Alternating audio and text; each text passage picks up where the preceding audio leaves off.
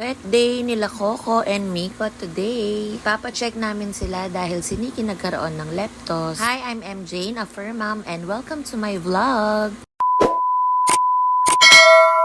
Hello guys! Naisipan ko na nga palang dalhin dito sina Coco at Miko sa may animal clinic. Located nga pala to sa Angeles City, Pampanga. Naging picky eater na rin si Miko kaya medyo nakakatakot din. Sabi kasi sa amin nung vet na pinanggalingan ni Nikki, pa-check daw namin sila at baka mag-positive din sila sa leptospirosis.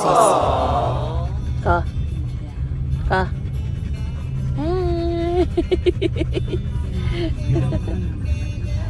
Parang sa buong pag-aalaga ko kay Coco, sa 3 or 4 na taon niya sa amin, ngayon pa lang siya ulit nakalabas. Sobrang laki naman kasi, aabot ba naman ng 26.4 kilograms ang bubuhatin mo. Pero sa mga oras na to, napakasaya ng puso nito. Hindi niya rin kasi lubos maisip na ilalabas namin siya. Kaya nga lang sa vet siya pupunta. Wala rugo siyang idea dito kung anong gagawin sa kanya pagdating namin sa vet. Alam niya lang, pumapasyal siya. Alay ko, Pitoy. Nauhaw ka na, no?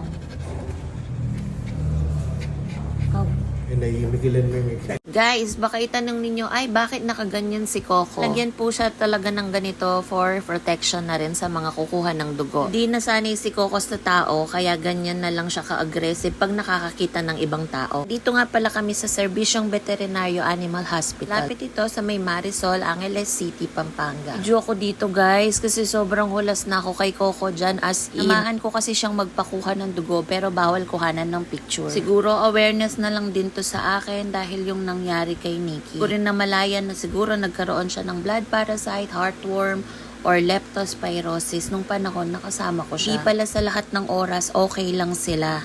Hay, nakakalungkot itong voice over ko kaya minsan ayoko na lang din talagang mag voice over. Resulta nga pala ng dugo ni Coco is normal lang. Kailangan niya mag-take ng mga vitamins and antibiotics. Si Miko mataas ang infection sa dugo, kailangan niyang mag-take ng antibiotics, vitamins at iba pang mga gamot.